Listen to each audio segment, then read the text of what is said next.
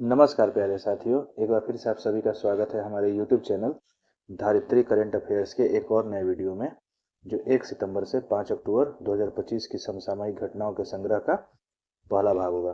तो चलिए शुरू करते हैं आज का वीडियो, जिसका पहला सेगमेंट या पहला खंड है राष्ट्रीय महत्व के समसामयिक घटनाक्रम, और जिसका पहला न्यूज है कि हाल ही में खबरों में रहा ई साक्षी पोर्टल। इसका नाम याद रखिएगा कि ई साक्षी पोर्टल किस केंद्रीय मंत्रालय से जुड़ा है। तो यह जो है सांख्यिकी और कार्यक्रम कार्यान्वयन मंत्रालय से जुड़ा हुआ पोर्टल है, यानी कि इसे इस मंत्रालय के द्वारा लॉन्च किया गया है। और यह पोर्टल जो है किससे संबंधित है, तो यह पोर्टल सांसद स्थानीय क्षेत्र विकास योजना, जिसे हम शॉर्ट में एमपी लैट्स भी कहते हैं, के तहत विकास परियोजनाओं के कार्यान्वयन, निगरानी और पारदर्शिता को बढ़ाने के लिए इसका उपयोग किया जाता है।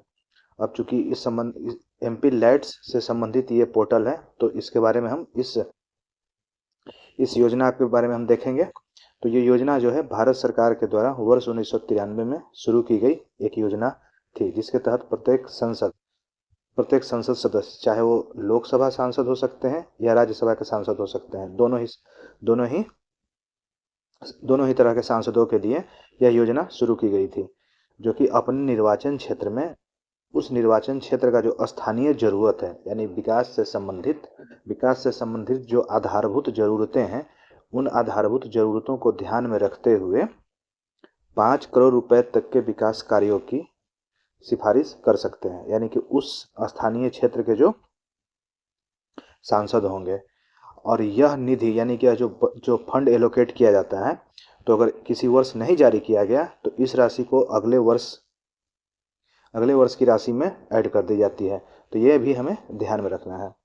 और इस योजना के अंतर्गत सांसद जो होते हैं अपने कोष का न्यूनतम 15% और 7.5% वो अनुसूचित जातियों और अनुसूचित जनजातियों से संबंधित परिसंपत्तियों के निर्माण में आवंटित करने का प्रावधान है। तो इस दोनों फिगर को याद रखिएगा कि 15% जो है, जितना जो फंड एलोकेट किया जाता है यानी 5 करोड़, उसका 15% जो है अनुसूचित जातियों के लिए है और 7.5% जो है अनुसूचित जनजातियों के लिए है। जरूरत पड़ने पर इस योजना को महात्मा गांधी राष्ट्रीय ग्रामीण रोजगार गारंटी योजना के साथ तो एकीकृत किया ही जा सकता है। इसके साथ ही से खेल अवसंरचना विकास के लिए खेलो इंडिया कार्यक्रम के साथ भी एकीकृत किया जा सकता है। तो इन सारे तथ्यों को ध्यान में रखिएगा। अगले न्यूज की तरफ हम बढ़ेंगे, जो है कि हाल ही में भारतीय सेना और आईटीबीपी द्वारा अचूक प्रहार नामक संयुक्त सैन्य अभ्यास का आयोजन भारत के किस राज्य में किया गया है। तो ये अरुणाचल प्रदेश में किया गया है। इन दोनों नामों को याद रखिएगा। राज्य का नाम अरुणाचल प्रदेश है और जो संयुक्त सैन्य अभ्यास है उसका नाम है अचूक प्रहार। और इसे किसके द्वारा किया गया है, तो भारतीय सेना और आईटीबीपी के द्वारा। अगला न्यूज है कि हाल ही में भारत सरकार के जनजातीय कार्य मंत्रालय द्वारा एक ऐप लॉन्च किया गया है, जिसका नाम है आदिवाणी ऐप। और यह एक जो है एआई आधारित यानी आर्टिफिशियल इंटेलिजेंस आधारित जो है अनुवादक ऐप है। और इसका मुख्य कार्य होगा कि यह जो विभिन्न जनजातीय भाषाएं हैं भारत में, उन भाषाओं का अनुवाद करता है, या अनुवाद में जो आने वाली बाधाएं हैं या अनुवाद से संबंधित आने वाली बाधाएं हैं, उनको यह दूर करता है। तो इस ऐप का नाम याद रखिएगा। अगले न्यूज की तरफ हम बढ़ेंगे कि हाल ही में कृषि और प्रसंस्कृत खाद्य उत्पाद निर्यात विकास प्राधिकरण, जिसे शॉर्ट में हम अपीडा कहते हैं, के द्वारा भारत के कृषि खाद्य निर्यात को वैश्विक स्तर पर बढ़ावा देने के लिए एक पहल की शुरुआत की गई है, जिसका नाम है भारती। और इस पहल का उद्देश्य क्या है, तो इस पहल का उद्देश्य है वर्ष 2030 तक कृषि के क्षेत्र में नवाचार को बढ़ावा देते हुए भारत के कृषि खाद्य निर्यात को, ध्यान रखिएगा ये कृषि खाद्य के निर्यात से संबंधित पहल है, तो कृषि खाद्य निर्यात को $50 बिलियन तक बढ़ाना है। तो इसे हमें ध्यान में रखना है। अगला न्यूज है कि हाल ही में जनजातीय मामलों के मंत्रालय ने जनजातीय समुदायों की संस्कृति और पारंपरिक ज्ञान को संरक्षित और बढ़ावा देने के लिए किस नाम से दुनिया का पहला डिजिटल विश्वविद्यालय, या इसे एक प्लेटफॉर्म भी कह सकते हैं आप, वो लॉन्च किया है। तो यह है आदि संस्कृति। इसका नाम, इस डिजिटल प्लेटफॉर्म का नाम जो है आदि संस्कृति है। और इसका उद्देश्य क्या है, तो जो हमारे जनजातीय समुदाय होते हैं उनके संस्कृति और पारंपरिक ज्ञान को संरक्षित करना, उनको बढ़ावा देना। अगले न्यूज़ की तरफ हम बढ़ेंगे कि हाल ही में भारत सरकार द्वारा वर्ष 2025-26 के लिए प्राचीन बौद्ध स्थल सारनाथ, ये नाम हमें ध्यान में रखना है, सारनाथ को भारत की ओर से यूनेस्को की विश्व धरोहर सूची में औपचारिक रूप से नामांकित किया गया है। अब सारनाथ की अवस्थिति कहाँ है? तो उत्तर प्रदेश के वाराणसी में, और यह वह स्थान है जहां गौतम बुद्ध ने ज्ञान प्राप्ति के बाद अपना पहला उपदेश दिया था, इसलिए यह काफ़ी महत्वपूर्ण हो जाता है। और भगवान बुद्ध से संबंधित जो 4 पवित्र धार्मिक स्थल हैं, उन चारों के नाम क्रमशः है लुम्बिनी, बोधगया, कुशीनगर और सारनाथ। तो उन चारों में से एक स्थल है सारनाथ, जिसे अब यूनेस्को की विश्व धरोहर सूची में औपचारिक रूप से नामांकित किया गया है भारत सरकार के द्वारा, तो इसे अवश्य ही ध्यान में रखिएगा। अगला न्यूज़ है कि हाल ही में भारतीय सेना द्वारा अभ्यास सियोम प्रहार, ये हमें नाम याद रखना है, अभ्यास सियोम प्रहार का आयोजन भारत के किस राज्य में किया गया है? तो अरुणाचल प्रदेश में। अगला न्यूज़ है कि हाल ही में केंद्र सरकार के अंतर्गत संस्कृति मंत्रालय द्वारा, इस मंत्रालय का नाम हम ध्यान में रखेंगे कि संस्कृति मंत्रालय द्वारा एक पहल शुरू किया गया है, एक मिशन शुरू किया गया है जिसका नाम है ज्ञान भारतम मिशन। इस पहल का उद्देश्य क्या है? इस पहल का उद्देश्य है जो पांडुलिपियां होती हैं, जो प्राचीन पांडुलिपियों का जो विरासत है उनको संरक्षित करना व सुरक्षित करना। तो इस पहल को हम ध्यान में रखेंगे।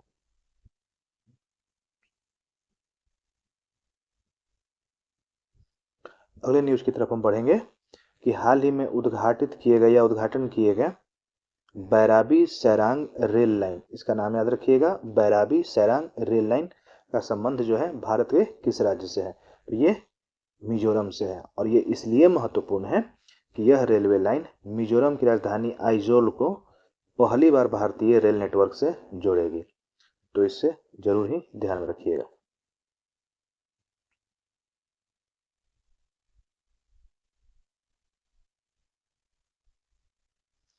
अगले न्यूज़ की तरफ हम बढ़ेंगे कि हाल ही में प्रधानमंत्री नरेंद्र मोदी द्वारा भारत के पहले पीएम मित्र पार्क, अभी फिलहाल नाम यह ध्यान में रखना है कि पीएम मित्र पार्क की आधारशिला कहाँ रखी गई है? तो ये मध्य प्रदेश में एक जगह है धार, वहाँ पर भारत के पहले पीएम मित्र पार्क की आधारशिला रखी गई है। अब पीएम मित्र है क्या? तो इसका फुल फॉर्म है mega integrated textile reason and apparel park, यानी कि ये जो वस्त्र उद्योग है, तो वस्त्र उद्योग के लिए एक तरह का आधुनिक और एकीकृत औद्योगिक अवसंरचना का विकास करना ही इस पहल का मुख्य उद्देश्य है।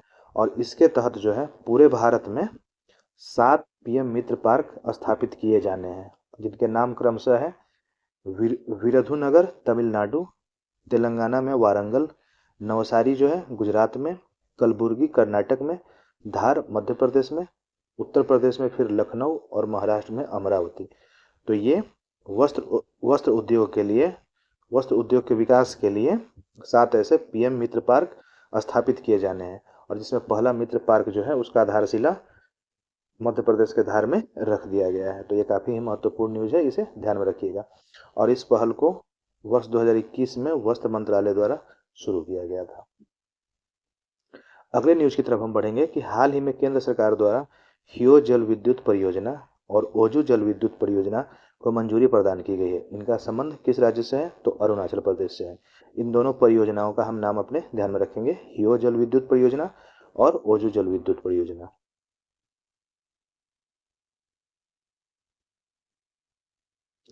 अगले न्यूज़ की तरफ हम बढ़ेंगे कि हाल ही के खबरों के अनुसार नौसेना और वायुसेना द्वारा ड्रोन और ड्रोन रोधी प्रणालियों का परीक्षण करने के लिए एक संयुक्त अभ्यास जो है आयोजित किया गया था मध्य प्रदेश में।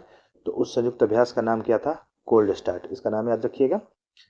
और ये किस लिए था? तो ड्रोन और ड्रोन रोधी प्रणालियों का परीक्षण के लिए ये संयुक्त अभ्यास का जो है आयोजन किया गया था मध्य प्रदेश में। अगला न्यूज़ है जो काफ़ी महत्वपूर्ण है कि हाल ही में 26 सितंबर को भारतीय वायुसेना के पहले सुपरसोनिक लड़ाकू विमान MiG-21, ध्यान रखेंगे ये न्यूज़ काफ़ी प्रचलन में था कि यह जो भारतीय वायुसेना का पहला सुपरसोनिक लड़ाकू विमान MiG-21 था कि अंतिम विदाई समारोह के दौरान air chief marshal AP Singh द्वारा अंतिम उड़ान किस एयरबेस से सफलतापूर्वक पूरी की गई? तो ये चंडीगढ़ एयरबेस से की गई है, ध्यान रखिएगा। यानी कि भारतीय सेना के पास जितना भी जो इस समय जितने भी जो फाइटर जेट्स हैं, उनमें ये सबसे पुराना फाइटर जेट्स था MiG-21, जिसको कि अब अपग्रेड कर दिया गया है दूसरे फाइटर जेट्स के साथ। लेकिन ये सबसे पुराना होने के कारण जो है इसे अब इसका जो है सम्मान पूर्वक जो है एक विदाई समारोह दे दिया गया है, और जिसका अंतिम उड़ान जो है वो चंडीगढ़ एयरबेस से air chief marshal AP Singh के द्वारा दिया गया। तो और इस कार्य के लिए जो है पैंथर्स उपनाम वाले जो 23वां स्क्वाड्रन था, उसी से एक मिग विमान को जो है इस्तेमाल किया गया था। यानी जो स्क्वाड्रन होता है, यानी कि जिसमें जितने फाइटर जेट्स होते हैं, तो उसी स्क्वाड्रन जिसका कि नाम पैंथर्स था, उसी में से एक MiG-21 विमान का इस्तेमाल किया गया था अंतिम उड़ान के लिए। और इस लड़ाकू विमान की तैनाती पहली बार वर्ष 1962 में चंडीगढ़ एयरबेस पर ही की गई थी। तो ये दोनों चीज़ हमें ध्यान में रखना है कि जब इसकी पहली बार तैनाती की गई थी 1962 में, तब भी यह चंडीगढ़ एयरबेस पर ही किया गया था, और अंतिम विदाई भी इसे दिया गया है चंडीगढ़ एयरबेस से ही।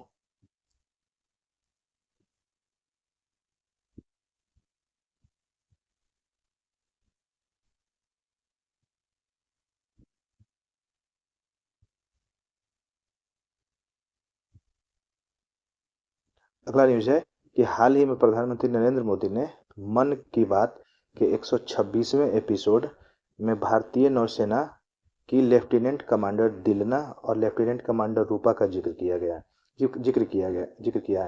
हालांकि ये पुराना न्यूज़ है, लेकिन अभी इसलिए महत्वपूर्ण हो जाता है क्योंकि हाल फिलहाल में जो 126वां एपिसोड था प्रधानमंत्री के मन की बात का, उनमें विशेष तौर पर इन दोनों का जिक्र किया गया था, तो इसलिए ये महत्वपूर्ण हो जाता है। और ये दो नाम कौन थे? लेफ्टिनेंट कमांडर दिलना और लेफ्टिनेंट कमांडर रूपा। और उनका जिक्र क्यों आया है, तो उससे संबंधित हम तथ्यों को देखेंगे कि जिन्होंने नाविका सागर परिक्रमा के अंतर्गत 238 दिनों में लगभग 47,500 किलोमीटर की समुद्री यात्रा संपन्न की है। यानी कि नाविका सागर परिक्रमा के दौरान जो है इन्होंने इतने यानी 238 दिनों में एक नाव की सहायता से इन्होंने पूरे दुनिया का चक्कर लगाया है, और जो कि कितना था, लगभग 47,500 किलोमीटर की ये समुद्री यात्रा थी। और यह यात्रा अक्टूबर 2024 में गोवा से शुरू हुआ था और मई 2025 में वापस गोवा पहुंचा था। इस दौरान इन्होंने दुनिया के सबसे दूरस्थ स्थान, जिसे हम लोग पॉइंट नीमो या नेमो कहते हैं, पॉइंट नीमो पर भारत का झंडा लहराया। और पॉइंट नीमो जो है वो दक्षिणी प्रशांत महासागर में स्थित पृथ्वी का सबसे दूरस्थ स्थल है। तो हमें यह ध्यान रखना है कि ये दक्षिणी प्रशांत महासागर में स्थित है, और इससे जो सबसे नज़दीक भूमि है वो लगभग 2000 किलोमीटर से भी ज़्यादा दूर है। यानी कि जो नज़दीकी भूमि है उससे 2000 किलोमीटर से भी अधिक दूरी पर यह दूरस्थ स्थान है, जिसका पॉइंट नीमो नाम है। तो उन्होंने इस दौरान जो है पॉइंट नीमो पर भारत का झंडा लहराया। और यह बिंदु जो है अर्थात पॉइंट नीमो या दक्षिणी प्रशांत महासागर में दक्षिणी अमेरिका और न्यूजीलैंड के बीच स्थित है, और वे ऐसा करने वाली पहली भारतीय और एशियाई बनी है, इसीलिए ये न्यूज़ महत्वपूर्ण हो जाता है।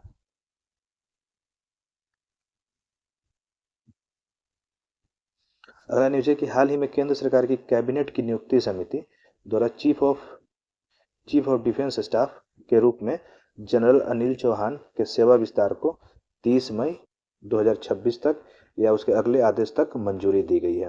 तो ये ध्यान रखिएगा, जो वर्तमान में अभी CDS हैं हमारे जनरल अनिल चौहान, उन्हीं के सेवा को और सेवा विस्तार दे दिया गया है।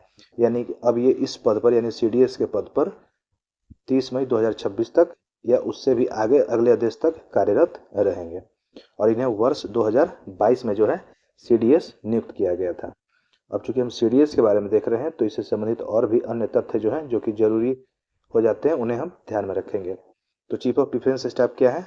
तो इसके निर्माण की सिफारिश जो है वर्ष 2001 में सबसे पहले की गई थी मंत्रियों के एक समूह द्वारा, जिसे कारगिल समीक्षा समिति के रिपोर्ट का अध्ययन करने का काम सौंपा गया था। और वर्ष 2012 में नरेश चंद्र समिति द्वारा CDS पर चीफ ऑफ स्टाफ कमेटी के अस्थायी अध्यक्ष की नियुक्ति की सिफारिश की गई थी।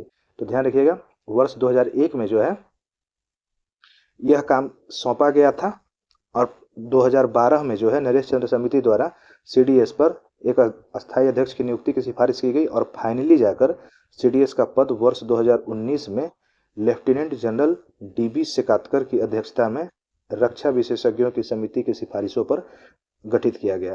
तो ये दोनों नाम हमें ध्यान में रखना है। नरेश चंद्र समिति, जिन्होंने सीडीएस पर अस्थायी अध्यक्ष की नियुक्ति की सिफारिश की थी, और डीवी सेकतकर की अध्यक्षता में जो समिति गठित की गई थी, उन्होंने फाइनली वर्ष 2019 में सीडीएस के पद का गठन को मंजूरी दे दी।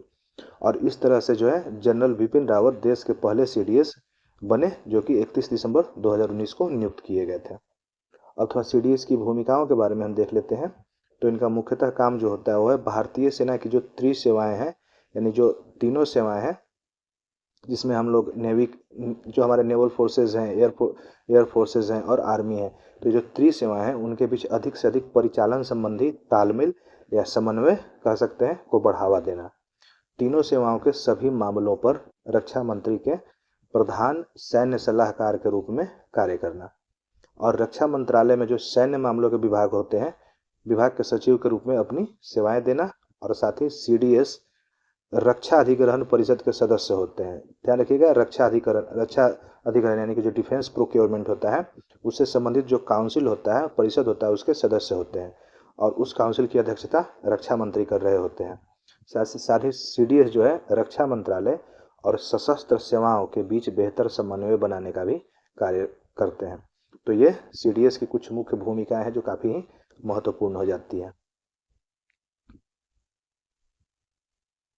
अगले न्यूज की तरफ हम बढ़ेंगे कि हाल ही में डीआरडीओ द्वारा किस मिसाइल का रेल आधारित मोबाइल लॉन्चर, ध्यान रखेंगे, रेल आधारित मोबाइल लॉन्चर से सफलतापूर्वक परीक्षण किया गया है। तो यह अग्नि प्राइम था, और यह परीक्षण जो है उड़ीसा के चांदीपुर टेस्टिंग रेंज या टेस्ट रेंज से किया गया है।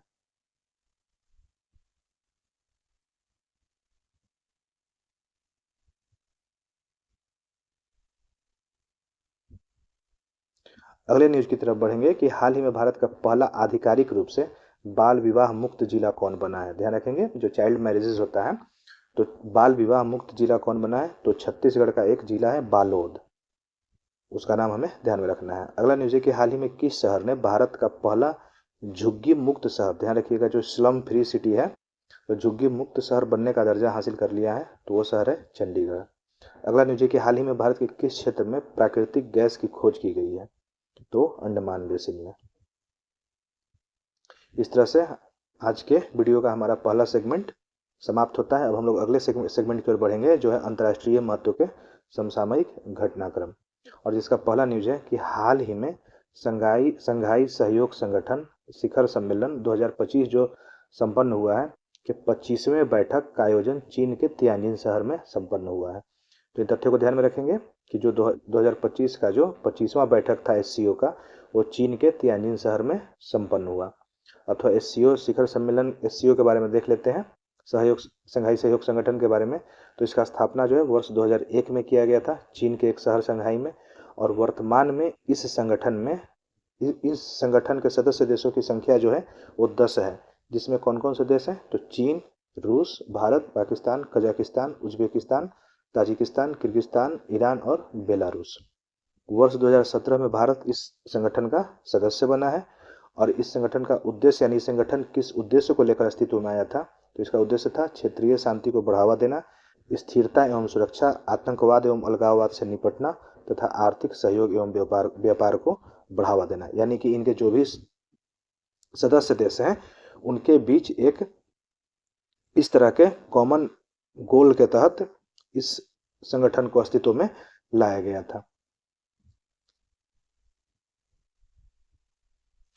अगले न्यूज की तरफ हम बढ़ेंगे, जो है हाल ही में भारत और अमेरिका के बीच वर्ष 2025 के लिए जो संयुक्त सैन्य अभ्यास होता है, जिसका नाम है युद्ध अभ्यास। ध्यान रखिएगा, ये नाम ही है युद्ध अभ्यास, जो कि भारत और अमेरिका के बीच आयोजित किया जाता है। तो इस युद्ध अभ्यास 2025 के 21वें संस्करण का आयोजन कहाँ संपन्न हुआ है, तो संयुक्त राज्य अमेरिका में एक जगह है अलास्का, तो वहाँ पे युद्ध अभ्यास 2025 का 21वां संस्करण संपन्न हुआ। और इस सैन्य अभ्यास का नाम ही युद्ध अभ्यास है, ये ध्यान में रखिएगा। अगले न्यूज की तरफ हम बढ़ेंगे कि पावर ऑफ साइबेरिया 2 जो कि एक प्रस्तावित गैस पाइपलाइन परियोजना है, इसका संबंध किन दो देशों के बीच है?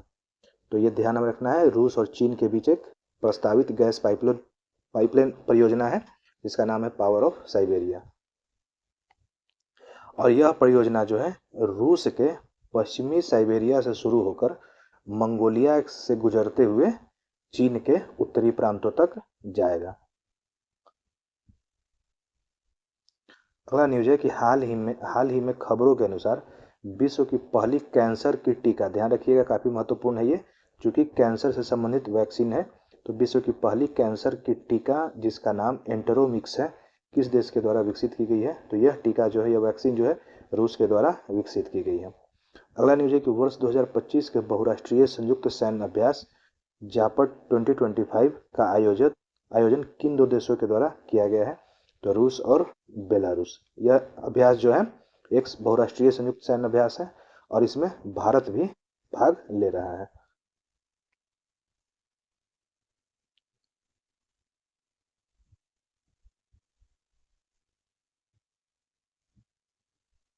अगले न्यूज की तरफ हम बढ़ेंगे कि हाल ही की खबरों के अनुसार किस देश ने अपने पहले स्वदेशी क्रूज मिसाइल जिसका कि नाम फ्लेमिंगो रखा है, इसका परीक्षण किसके द्वारा किया गया है? तो यूक्रेन। तो यूक्रेन ने अपना पहला स्वदेशी क्रूज मिसाइल फ्लेमिंगो का सफल परीक्षण किया है। अगला न्यूज है कि हाल ही में दुनिया के किस देश की सरकार ने, नाम याद रखिएगा, कि किस देश की सरकार ने भ्रष्टाचार और रिश्वतखोरी से लड़ने के लिए एक एआई मंत्री को अपनी मंत्रिमंडल में शामिल किया है? तो वह देश है अल्बानिया, जो कि दक्षिणी पूर्व यूरोप में स्थित एक देश है। तो ध्यान रखिएगा, एक एआई मंत्री है जो कि आप ऐसा कर सकते हैं, एक वर्चुअल एंटिटी है जिसका कि नाम है डीएला। तो ये हमें ध्यान में रखना है।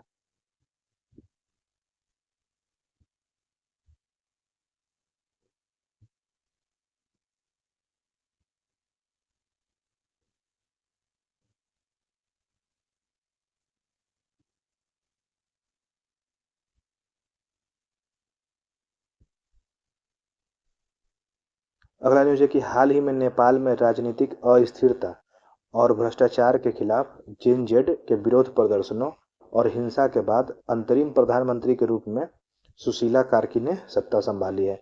तो ये नाम हमें ध्यान में रखना है। अभी वर्तमान हाल ही में जो नेपाल में जो आंदोलन किया गया था जेनजेड के द्वारा, उसके बाद जो है अंतरिम प्रधानमंत्री के रूप में सुशीला कार्की ने वहां पर सत्ता संभाली है।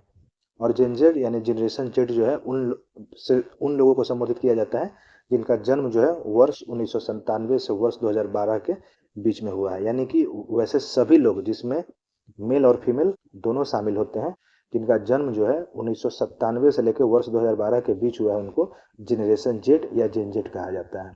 और इसी आयु वर्ग के लोगों ने हाल ही में नेपाल में हिंसक आंदोलन किया था, तो इसे ध्यान में रखिएगा। अगला न्यूज है कि हाल ही में चौथे तटरक्षक वैश्विक शिखर सम्मेलन, क्रम से ध्यान रखिएगा, ये चौथा था, फोर्थ। ये चौथे तटरक्षक वैश्विक शिखर सम्मेलन का आयोजन जो है किस देश में संपन्न हुआ है?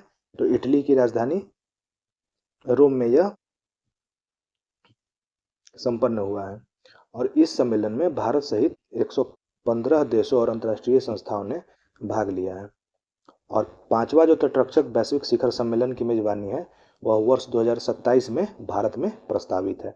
तो चौथा जो है इटली के रोम में हुआ है और पांचवा जो है वर्ष 2027 में भारत में प्रस्तावित है। साथ ही इसका उद्देश्य जो है, यह शिखर सम्मेलन सुरक्षा संबंधी चुनौतियों पर चर्चा करने और समुद्री सहयोग को बढ़ावा देने के लिए एक अंतर्राष्ट्रीय मंच है। अगले न्यूज की तरफ हम बढ़ेंगे कि हाल ही में भारत ने न्यूयॉर्क घोषणा यानी न्यूयॉर्क डिक्लेरेशन का समर्थन किया है। तो यह घोषणा किससे संबंधित है? तो यह घोषणा इजराइल फिलिस्तीन समस्या के शांतिपूर्ण समाधान के रूप में दो राष्ट्र सिद्धांत यानी कि 2 स्टेट सॉल्यूशन का समर्थन करता है। तो ध्यान रखिएगा, न्यूयॉर्क घोषणा जो है इजराइल और फिलिस्तीन की समस्या के शांतिपूर्ण समाधान के रूप में दो राष्ट्र सिद्धांत के समर्थन करने वाली एक डॉक्ट्रिन है, एक डिक्लेरेशन है जिसका कि भारत ने समर्थन किया है। अगला न्यूज है कि हाल ही में किन पश्चिमी अफ्रीकी देशों ने अंतर्राष्ट्रीय आपराधिक न्यायालय से बाहर होने की घोषणा की है? तो 3 नाम है, बुर्किना फासो, माली और नाइजर। तो इन 3 नामों को ध्यान में रखिएगा।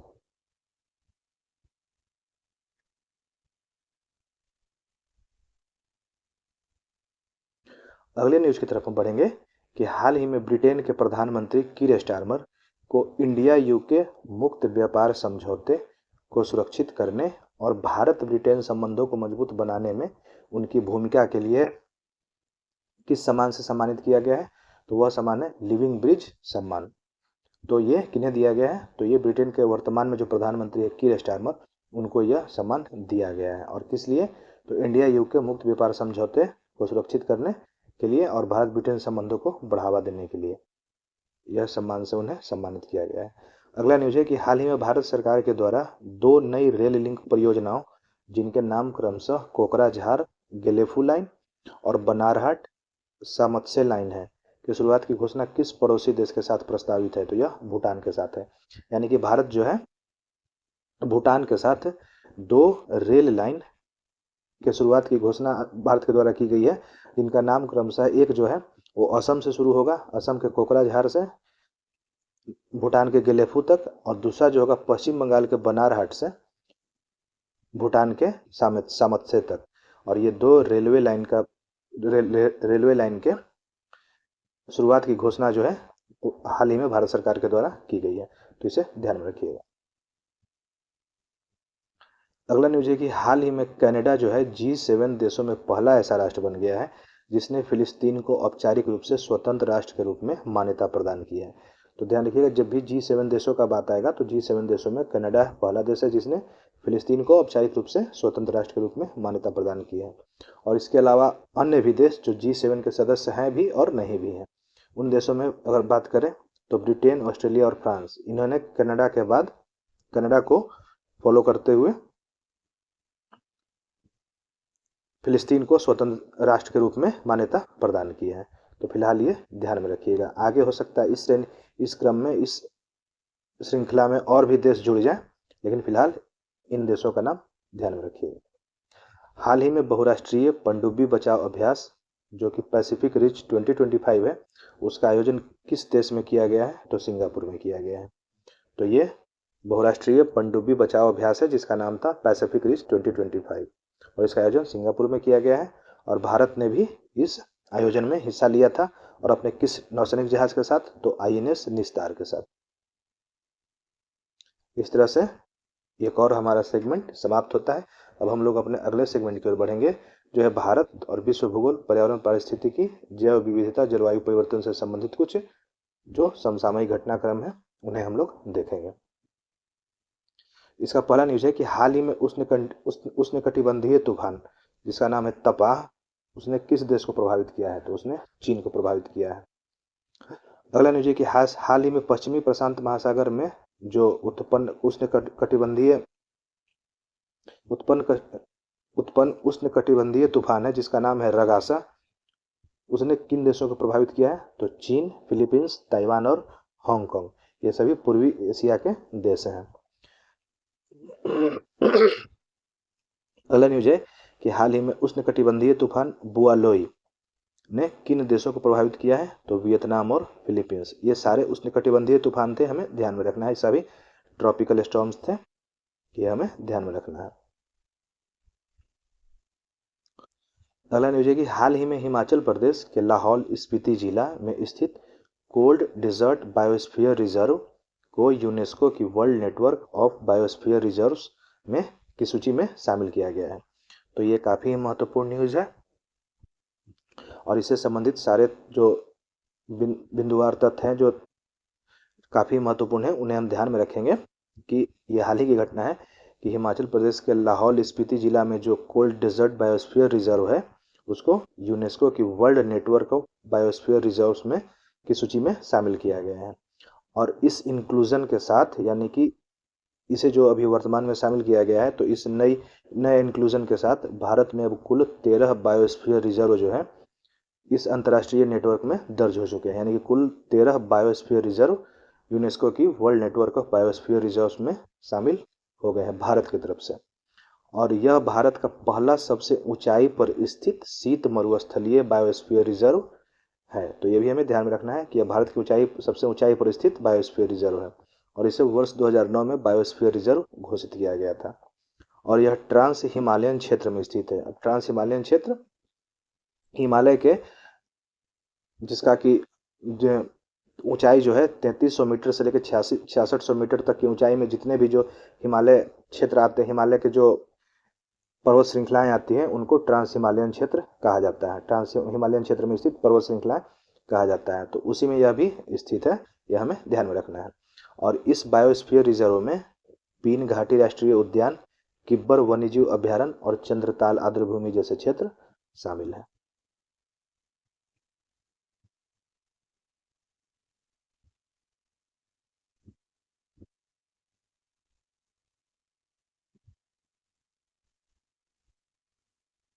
तो इस तरह से एक और सेगमेंट हमारा समाप्त होता है। अगले न्यूज़ की तरफ हम बढ़ेंगे कि भारतीय राज्य व्यवस्था और शासन से संबंधित महत्वपूर्ण समसामयिक घटनाक्रम। और इसका पहला न्यूज़ है कि भारतीय संविधान की अनुसूची 6 यानी कि 6th शेड्यूल। और ये क्यों चर्चा में है, तो उससे संबंधित जो पहले संदर्भ है उसे हम संदर्भ को देखेंगे ताकि इससे संबंधित अन्य चीज़ों को हम बाद में समझ सकें। तो इससे संबंधित जो संदर्भ है कि हाल ही में लद्दाख, जो कि एक केंद्र शासित प्रदेश है, में पूर्ण राज्य का दर्जा की मांग के साथ अनुसूची 6 को यूटी के अंदर लागू किए जाने यानी कि केंद्र शासित प्रदेश के अंदर लागू किए जाने को लेकर व्यापक हिंसक प्रदर्शन किए गए। यानी कि हाल ही में जो लद्दाख जो कि एक केंद्र शासित प्रदेश है, उसमें पूर्ण राज्य का दर्जा का तो मांग किया ही गया था आंदोलनकारियों के द्वारा, उसके साथ साथ अनुसूची 6 को केंद्र शासित प्रदेश के अंदर लागू किए जाने को लेकर भी व्यापक हिंसक प्रदर्शन किए गए थे। तो छठी अनुसूची के बारे में हम थोड़ा देख लेते हैं कि भारतीय संविधान की अनुसूची 6 जो है यानी 6th शेड्यूल जो है वो असम, मेघालय, त्रिपुरा और मिजोरम, इन 4 राज्यों के नाम याद रखिएगा। और चारों ही नॉर्थ ईस्ट रीजन से आने वाले हमारे राज्य हैं। असम, मेघालय, त्रिपुरा और मिजोरम राज्यों में आदिवासी क्षेत्रों के प्रशासन से संबंधित है और इस अनुसूची का उद्देश्य इन राज्यों में आदिवासी क्षेत्रों की संस्कृति, उनकी भूमि, उनके संसाधनों की रक्षा करना है और इन जनजातीय समुदायों को स्वशासन प्रदान करना है। यानी कि यह संविधान की अनुसूची जो है, यह उन क्षेत्र में जो आदिवासी पाए जाते हैं, उन आदिवासी क्षेत्रों की उनकी जो अपनी संस्कृति है, जो वर्षों से चली आ रही है, जो सैकड़ों हजारों साल से चली आ रही है, उनको संरक्षित करना व सुरक्षित करना ही इस अनुसूची का मुख्य उद्देश्य है। तो इसके तहत जो स्वायत्त जिला परिषदों का गठन किया जाता है, जिन्हें भूमि, वन, ग्राम प्रशासन, संपत्ति के उत्तराधिकार, विवाह और तलाक, सामाजिक रीति रिवाज और प्राथमिक शिक्षा जैसे विशिष्ट मामलों पर कानून बनाने का अधिकार है। अर्थात ये परिषदें जो हैं, यानी जो स्वायत्त जिला परिषदें हैं, ये स्थानीय स्तर पर स्वशासन प्रदान करती है। यानी हमें ये इसको इस तरह से हम समझेंगे कि अनुसूची 6 के तहत जो स्वायत्त जिला परिषदों के गठन का प्रावधान है, वो स्थानीय स्तर पर जो है वो स्वशासन प्रदान करती है। यानी कि स्थानीय स्तर पर जो आदिवासी संस्कृति से संबंधित जितने भी सारे उनके अंग अवयव हैं, जिनमें कि भूमि हो गया, वन, ग्राम प्रशासन हो गया, संपत्ति के उत्तराधिकार या विवाह या प्राथमिक शिक्षा, तो इन सारे विषयों पर वहाँ की स्वायत्त जिला परिषदें जो हैं वो कानून बनाती हैं। उनको कानून बनाने का अधिकार दिया गया है संविधान के द्वारा। यानी कि ये स्थानीय स्तर पर स्वशासन प्रदान करती है। और यह विशेष प्रावधान जो है संविधान के अनुच्छेद 244 भाग 2 के तहत प्रदान किया जाता है। तो इस अनुच्छेद को भी ध्यान में रखिएगा। यानी अनुसूची 6 जो है वो अनुच्छेद 244 भाग 2 के तहत दिया गया है। राज्यपाल को स्वायत्त जिलों को संगठित और पुनर्गठित, यानी कि जो स्वायत्त जिले होते हैं उनके सीमा को घटाना या बढ़ाना, यानी कि उसको संगठित या पुनर्गठित करने का अधिकार जो है राज्यपाल को दिया गया है। अगली न्यूज की तरफ हम बढ़ेंगे कि हाल ही में जगदीप धनखड़ के इस्तीफे के बाद सीपी राधाकृष्णन भारत के 15वें उपराष्ट्रपति के रूप में चुने गए हैं। ये भी हाल फिलहाल का न्यूज है जो काफी महत्वपूर्ण है कि एक जैसे ही जगदीप धनखड़ जी ने इस्तीफा दिया था, तो उसके बाद ये चुनाव हुआ और उसके बाद जो है सीपी राधाकृष्णन जी भारत के 15वें उपराष्ट्रपति के रूप में चुने गए हैं। और यह चुनाव जो है उन्होंने सर्वोच्च न्यायालय के पूर्व न्यायाधीश बी सुदर्शन रेड्डी को हराकर जीता है। यानी कि इनके विपरीत जो खड़े थे वो, उनका नाम जो था वो बी सुदर्शन रेड्डी था और उनको इन्होंने हराया है। यानी कि जो सुदर्शन रेड्डी थे उनको 300 मत मिले थे और सीपी राधाकृष्णन जो कि जिन्होंने इस पद को जीता है चुनाव के तहत, उन्हें 452 मत मिले हैं। अब भारत के पूर्व उपराष्ट्रपतियों से संबंधित कुछ ऐतिहासिक तथ्य हैं जिन्हें हमें ध्यान में रखना है कि डॉक्टर सर्वपल्ली राधाकृष्णन और मोहम्मद हामिद अंसारी लगातार 2 कार्यकाल तक इस पद पर रहे। यानी कि अब तक जितने भी उपराष्ट्रपति हुए हैं उनमें सिर्फ 2 ही ऐसे उपराष्ट्रपति हुए हैं जो लगातार जिन्होंने अपना दूसरा टर्म पूरा किया है, और वो कौन कौन है, तो डॉक्टर सर्वपल्ली राधाकृष्णन और मोहम्मद हामिद अंसारी। इसी तरह से जो 10वें उपराष्ट्रपति थे कृष्णकांत, वो पहले और एकमात्र उपराष्ट्रपति थे जिनका कार्यकाल के दौरान निधन हुआ है। तो ये भी हमें ध्यान में रखना है।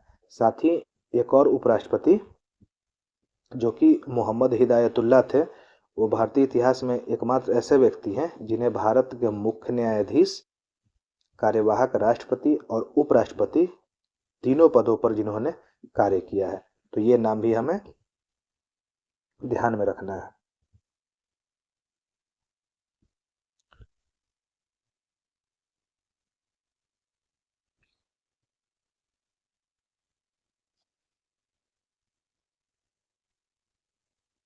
इस तरह से हमारा एक और सेगमेंट समाप्त होता है। अब हम लोग अगले सेगमेंट की ओर बढ़ेंगे जो है भारतीय अर्थव्यवस्था से संबंधित समसामयिक घटनाक्रम। अब इकोनॉमी से संबंधित कुछ महत्वपूर्ण न्यूज़ है जिन्हें हम देखेंगे, जिसका पहला न्यूज़ है कि हाल ही में भारतीय जीवन बीमा निगम यानी जो LIC है ने वित्तीय वर्ष 2024-25 के लिए केंद्र सरकार को 7324.34 करोड़ रुपए की लाभांश राशि वित्त मंत्री निर्मला सीतारमन को प्रदान किया है।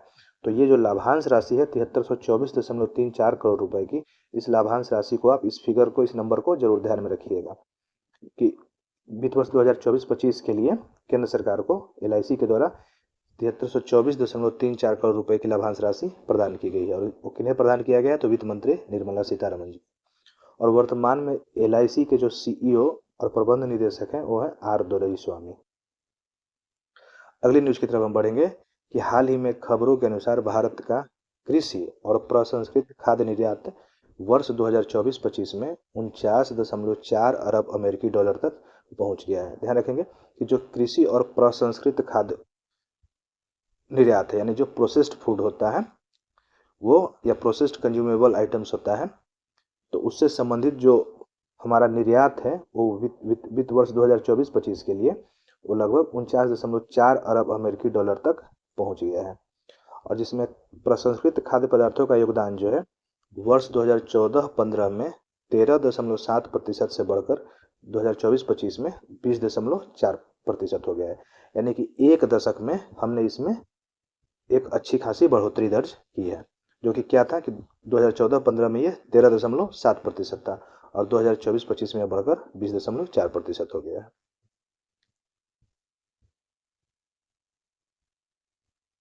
अगली न्यूज की तरफ हम बढ़ेंगे कि हाल ही में केंद्र सरकार ने केंद्रीय कर्मचारियों के लिए महंगाई भत्ता, जिसे हम लोग डियरनेस अलाउंस भी कहते हैं, और पेंशन धारकों के लिए महंगाई राहत, जिसे हम लोग डियरनेस रिलीफ भी कहते हैं, तो ये जो DA और DR है उसमें 3% की बढ़ोतरी को मंजूरी दे दी है। यानी कि ये ध्यान रखिएगा, ये सिर्फ केंद्रीय कर्मचारियों के लिए है और केंद्रीय कर्मचारियों के लिए यह वृद्धि जो है वो केंद्र सरकार ने तुरंत अभी जारी की है और यह बढ़ोतरी जो है 1 अक्टूबर 2025 से लागू होगी। महंगाई भत्ता का निर्धारण जो है 7वें केंद्रीय वेतन आयोग के फॉर्मूले के अनुसार किया जाता है और इससे पूर्व मार्च 2025 में प्रधानमंत्री नरेंद्र मोदी की अध्यक्षता में हुए केंद्रीय मंत्रिमंडल के निर्णय के अंतर्गत महंगाई भत्ता और महंगाई राहत में 2% वृद्धि को मंजूरी दी गई थी। यानी कि ध्यान रखिएगा ये इस वर्ष का दूसरा वृद्धि है। इससे पहले मार्च 2025 में 2% की वृद्धि दी गई थी महंगाई भत्ता और महंगाई राहत में, और अब ये 3% की दी गई है। और इस 3% की वृद्धि की घोषणा के साथ अब महंगाई भत्ता केंद्रीय कर्मचारियों की जो बेसिक सैलरी होती है तो उस बेसिक सैलरी का 58% हो गया है। तो इन सारे फिगर्स को हमें ध्यान में रखना है, इन सारे आंकड़ों को हमें ध्यान में रखना है। अगले न्यूज की तरफ हम बढ़ेंगे जो है वित्त वर्ष 2022-23 के लिए सार्वजनिक ऋण पर भारत के नियंत्रक एवं महालेखा परीक्षक की पहली राज्य वित्त रिपोर्ट। ध्यान रखिएगा, ये सार्वजनिक ऋण पर है और वित्त वर्ष 2022-23 के लिए है। तो वित्त वर्ष 2022-23 के लिए सार्वजनिक ऋण पर भारत के जो नियंत्रक एवं महालेखा परीक्षक होते हैं, जिन्हें हम लोग कैग के नाम से भी जानते हैं, उनकी पहली राज्य वित्त रिपोर्ट है। और इससे संबंधित सारे हम आंकड़ों को थोड़ा ध्यान से देखेंगे। और इस रिपोर्ट से संबंधित जो प्रमुख बातें हैं उसमें सबसे पहला यह है कि सभी 28 राज्यों का जो सार्वजनिक ऋण है, जितने भी 28 राज्य हैं उनका जो सार्वजनिक ऋण है वो वर्ष 2013-14 में जो 17.57 लाख करोड़ रुपए था, वो बढ़कर 2022-23 में 59.60 लाख करोड़ रुपए तक पहुंच गया है, यानी कि लगभग 3 गुना से भी अधिक। यानी कि वर्ष 13-14 में यह, और ध्यान रखिए ये 28 राज्यों का है टोटल, तो इसे हमें जब भी देखना है 28 राज्यों के ही संदर्भ में देखना है, जो कि कितना था 17.57 लाख करोड़ रुपए, और अब बढ़कर हो गया है 59.7 लाख करोड़ रुपए। साथ ही सभी 28 राज्यों का जो कुल सार्वजनिक ऋण है वह उनके संयुक्त सकल राज्य घरेलू उत्पाद, यानी कि 28 राज्यों का जो कुल जीडीपी है, ध्यान रखिएगा कि 28 राज्यों का जो कुल जीडीपी है, उस कुल जीडीपी जो कि लगभग 259,57,705 करोड़ रुपए है, तो जो ये कुल जीडीपी है उस कुल जीडीपी का 22.96% है, जो कि पूर्व में जो राज्यों का कुल जीडीपी था 28 राज्यों का, उनका 16.66% था। और अब यह सार्वजनिक ऋण जो है उनके कुल जीडीपी का 22.9, कुल ऋण जो सार्वजनिक ऋण जो है वो बढ़कर उनके कुल जीडीपी का 22.96% हो गया है। 3 आंकड़ों को भी ध्यान में रखिएगा। और ऋण अनुपात राज्यों का जो जीडीपी है, यानी कि जो डेट और जीडीपी का रेशियो होता है, अगर उसके आधार पर सर्वाधिक ऋण वाले 3 शीर्ष राज्यों का अगर बात किया जाए तो इसमें पहले स्थान पर है पंजाब, और दूसरे स्थान पर है नागालैंड, और तीसरे स्थान पर है पश्चिम बंगाल। यानी कि ये राज्य ऐसे हैं जिनका जो टोटल जीडीपी है उसका, जैसे पंजाब की अगर बात कर लिया जाए तो पंजाब के ऊपर जो है उनके जीडीपी का 40.35% ऋण है उन जीडीपी के अनुपात में, यानी जीडीपी का 40.35%। तो सर्वाधिक ऋण वाले में जो शीर्ष 3 राज्य हैं उनमें पंजाब पहले स्थान पर है, उसके बाद नागालैंड है दूसरे स्थान पर, और तीसरे स्थान पर है पश्चिम बंगाल। और ऋण अनुपात राज्यों के जीडीपी, यानी डेट रेशियो जो है जीडीपी के अनुपात में, उनके आधार पर अगर सबसे कम ऋण वाले शीर्ष 3 राज्य का बात किया जाए, यानी कि जिसपे उनके जीडीपी के अनुपात में सबसे कम ऋण जो है, उसमें उड़ीसा पहले स्थान पर है, महाराष्ट्र दूसरे स्थान पर है, और गुजरात तीसरे स्थान पर है। यानी ये 3 ऐसे राज्य हैं जिन पर जो है ऋण कम है। तो इन सारे आंकड़ों को ध्यान में रखिएगा। अगले न्यूज की तरफ बढ़ेंगे कि वित्त वर्ष 2022-23 के लिए राज्यों की जो वित्तीय स्थिति पर भारत के नियंत्रक एवं महालेखा परीक्षक की पहली राज्य वित्त रिपोर्ट।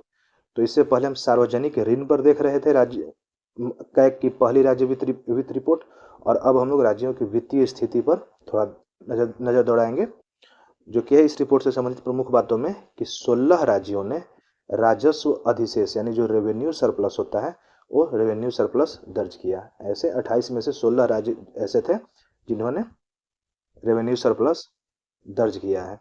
उसमें उत्तर प्रदेश जो है वो पहले स्थान पर रहा है, यानी कि उन 16 राज्यों में उत्तर प्रदेश 37,000 करोड़ रुपए के राजस्व अधिशेष के साथ पहले स्थान पर रहा।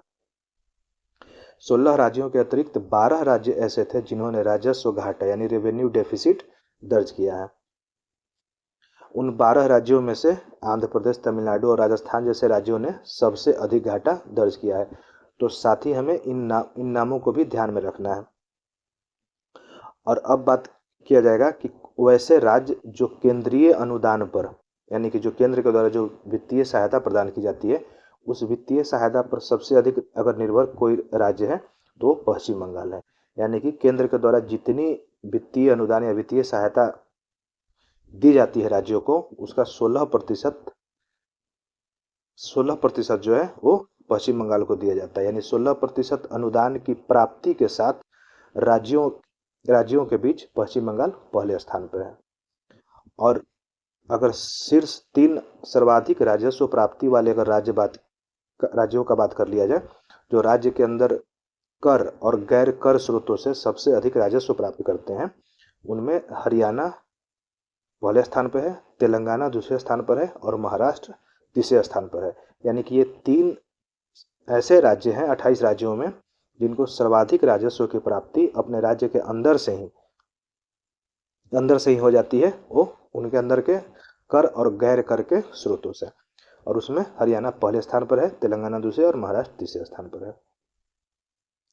इस तरह से हमारा एक और सेगमेंट समाप्त होता है। अब हम लोग अगले सेगमेंट की ओर बढ़ेंगे, जो है विज्ञान और प्रौद्योगिकी से संबंधित समसामयिक घटनाक्रम। और उसका पहला न्यूज है कि हाल ही में भारत के द्वारा पहले स्वदेशी रूप से विकसित 32 बिट माइक्रो प्रोसेसर चिप, जिसका कि नाम विक्रम है, को डेवलप किया गया है। तो ये नाम हमें ध्यान में रखना है कि भारत ने अपने पहले स्वदेशी रूप से विकसित 32 बिट माइक्रो प्रोसेसर चिप, जिसका कि नाम विक्रम 3201 है, इसको डेवलप किया गया है। और इसको किसके द्वारा डेवलप किया गया है? तो इसे इसरो द्वारा विकसित किया गया है। और इसे किस लिए डेवलप किया गया है, किस उद्देश्य से? तो इसे विशेष रूप से रॉकेट और उपग्रहों के लिए डिजाइन किया गया है। तो यह हमें ध्यान में रखना है इस नाम का। तो उसका नाम क्या है? विक्रम 3201।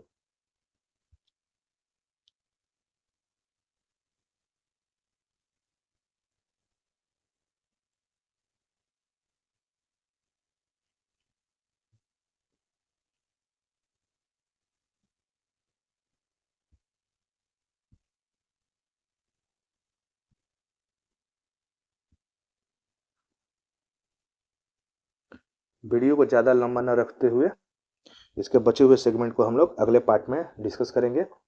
तो इस तरह से आज का वीडियो जो है इसे मैं समाप्त कर रहा हूँ। इसके बचे हुए सेगमेंट को हम लोग अगले वीडियो में डिस्कस करके इस पूरे वीडियो को कंप्लीट करेंगे। साथ ही उम्मीद करता हूँ आपको मेरा यह प्रयास जो है वो सहज और सरल लगा होगा। साथ ही अगर आपको यह वीडियो आपके लिए हेल्पफुल होगा तो इसको आप अपने अन्य दोस्तों के साथ भी शेयर कर सकते हैं। साथ ही मेरे उत्साहवर्धन के लिए इस वीडियो को लाइक और सब्सक्राइब करने के साथ बेल आइकन को अवश्य प्रेस करिएगा, ताकि जब भी मैं अगला वीडियो बनाऊं या उसको अपलोड करूं तो उसका नोटिफिकेशन आपको मिल सके। साथ ही कमेंट के माध्यम से अगर आपका कोई अपना महत्वपूर्ण सुझाव होगा तो आप उसे दर्ज कर सकते हैं कमेंट बॉक्स में। इसी के साथ एक बार फिर से आप सभी को नमस्कार, जय हिंद, वंदे मातरम।